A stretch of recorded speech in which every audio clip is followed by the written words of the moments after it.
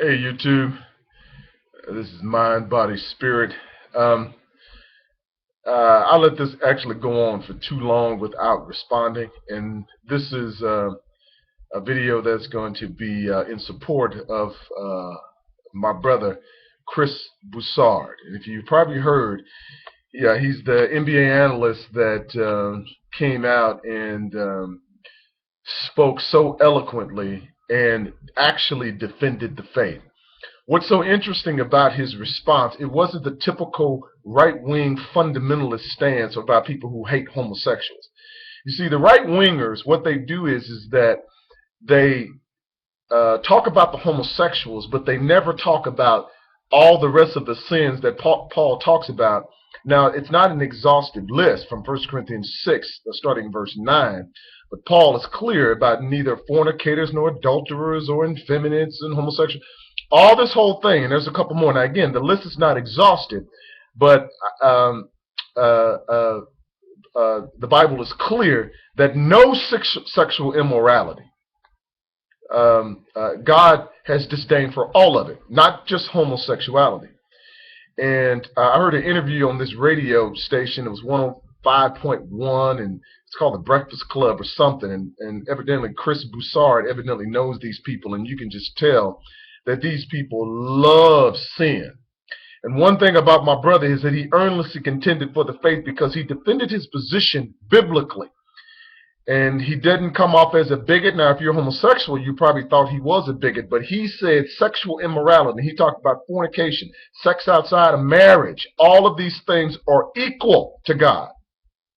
These are equal immoralities to God, not just homosexuality. Chris went on to explain that that Christians are not perfect. No way has any person who really understands the grace of God is intolerant of other people in regards to whether or not we believe that we're perfect or they're perfect. We're perfect. We fall every single day. But the difference is that we get up and we ask God for forgiveness and we continue on. Well, some people argue that you're born a homosexual. Well, we're born sinners. So homosexuality is a sin. I don't believe that people are born homosexual. Now, there are some cases to where we can find that there are things that are put into the water, like, when people throw away prescription drugs. There's studies that show that there are a lot of hormones that are getting into the water and a lot of chemicals that are actually changing little boys' DNA and things of that nature. Now, so that's environmental. So actually, there's many cases to where this is actually happening. So those things are happening at the cellular level. But we're talking about being born gay, meaning that coming out of the womb gay. And I just don't believe that. And so just like any other sinner, if a person is a homosexual, I believe that they can still be a Christian.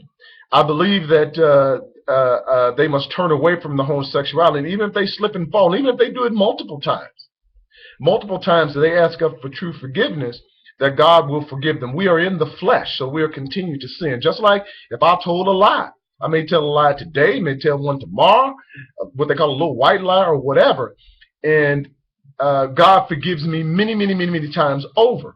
What's the difference? It is the heart of the person. How do you know the heart? Now, the heart is the mind. It's not a feeling. So when the Bible says, so as a man thinketh in his heart, so is he. So when I talk about emotions, God knows what's in your mind. He knows what your intent is. He knows the intent of your mind. In other words, the intent of the heart. God knows why you do what you do. Not just that you do it, but God probes your intentions. He probes the very intent of your heart, which is your mind. And so this video is in support of Chris Boussard and all of those brave men and women who earnestly contend for the faith. And you have to understand something about sin. Sin doesn't know when to stop. People who sin, one thing you have to understand about them, as much as they talk about being born human or being born in this physical body and living this spiritual existence, I've heard them say that. One thing you find out about them is that their sin, or let me say this correctly, The response to the things which they do, which we call sin, or even my sin, the response to their sin is to try to correct their sin as if it never happened. In other words, these so-called sinners who say that if you are against homosexuality or you're against sexual immorality, and they're calling you holier than thou and things of that nature, the difference is, and it's a clear difference, really push them and hold them to task. The true difference is that they hate the consequences of their sin. You see, they're the ones that's truly hypocritical. Now, let me lay it out for you. They commit a sin. Let's say they have sex outside of marriage, or they have sex or whatever, and they have a baby, and they don't want the baby. Notice what they do. They don't accept full responsibility, because if they really believe their position, they would say, okay, we're going to have the baby. But what do they try to do? They try to fix it. So they try to fix it by having an abortion. What does an abortion do? What's the effect of abortion? The effect of abortion is if it never happened. Well, that goes right back to really agreeing with God. God is saying, don't have sex outside of marriage. Don't fornicate. Don't do all these things. You have sex, you catch a venereal disease. What do they try to do? They don't accept venereal disease. They don't accept chlamydia. They don't accept HIV. What do? They go to the hospital and they try to fix it. They're searching for cures. They're trying to go back and fix it as if it never happened. What does that mean? Listen up, people. They are saying by their actions that they agree with God. Their words are saying that they disagree with God, but their actions say that they do. So the net effect of how they respond to their sin is to go back and try to fix it as if it never happened. Well, that's what God's law says. Don't do it. Don't have sex outside of marriage. Don't have not unprotected sex, sorry. Don't have these sexual immoral relationships, because this was going to happen. So they're agreeing with God. So don't let them fool you. And so anyway, I don't want to make this video too long, but Chris Boussard, my brother, we need to come to his aid, those ones who are truly Christians and truly understand what it means to have the grace of God extended to you.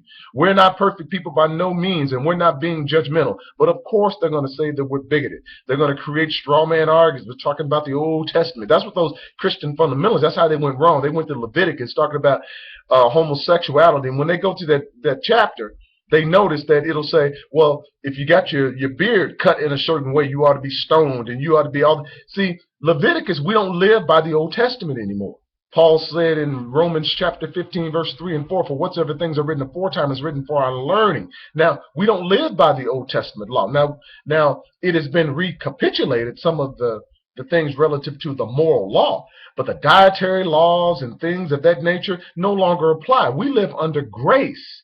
We don't live under the law. Paul makes this argument in Galatians chapter 3 and chapter 4 and verses 5. We don't live under the old covenant. So stop using Old Testament to support your position relative to any sin. We need the New Testament. We live under Christ. Christ is, he brought in the new covenant. That's what he did. So Christians live under the new covenant. So I'm interested to hear your feedback on it. But my brother Chris, I want to let you know, brother, we the ones who truly understand the position you're in, you earnestly contended for the faith, and don't stop, brother, because you want to make heaven your home.